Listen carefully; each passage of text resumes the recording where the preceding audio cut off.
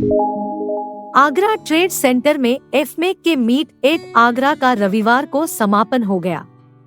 3 दिन में 2000 करोड़ रुपए के फुटवियर कारोबार की नींव रखी गई।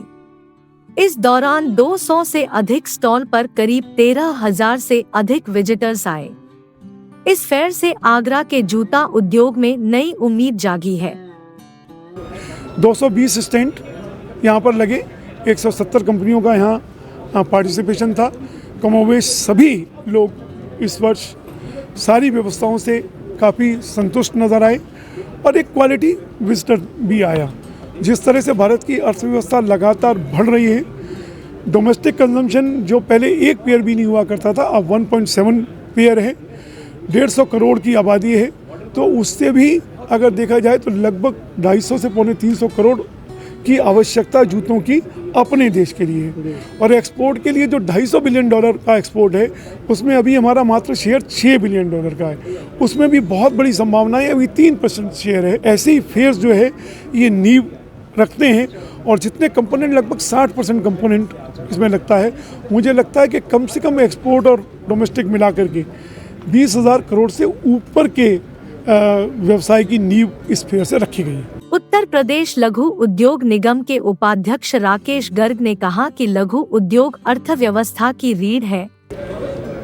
सबसे बड़ी बात, मैं इंडस्ट्रियल पॉइंट ऑफ व्यू से देखूं तो मुझे कई सारी चीज़ें नई दिखती हैं। पहला, यहाँ डोमेस्टिक मार्केट को बढ़ाने के लिए तेज़ी से काम हो रहा है। यहाँ इन्होंने मशीनरी पर बड़ा काम कर रहे हैं।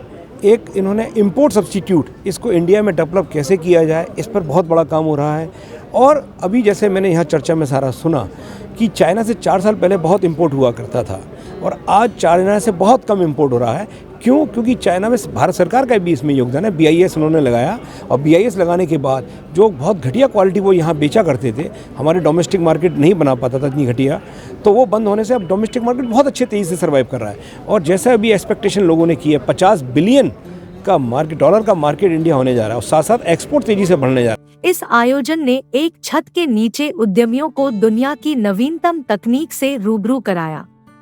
इस प्रकार के आयोजन अर्थव्यवस्था को गति देने में सहायक होते हैं। इंटेलेक्चुअल जो सेशन हुए हैं, टेक्निकल सेशन हुए हैं, उसके बारे में काफ़ी चर्चा हो रही है और चारों तरफ से तो उसमें ये हो रहा है कि इसको और अपग्रेड किया जाए।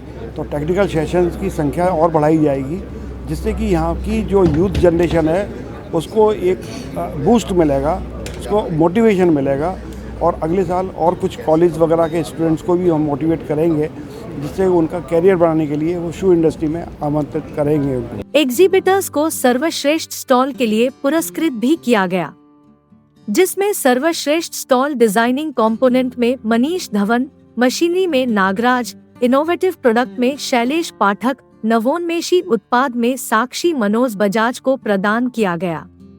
Bridge Bhushan, Agra update.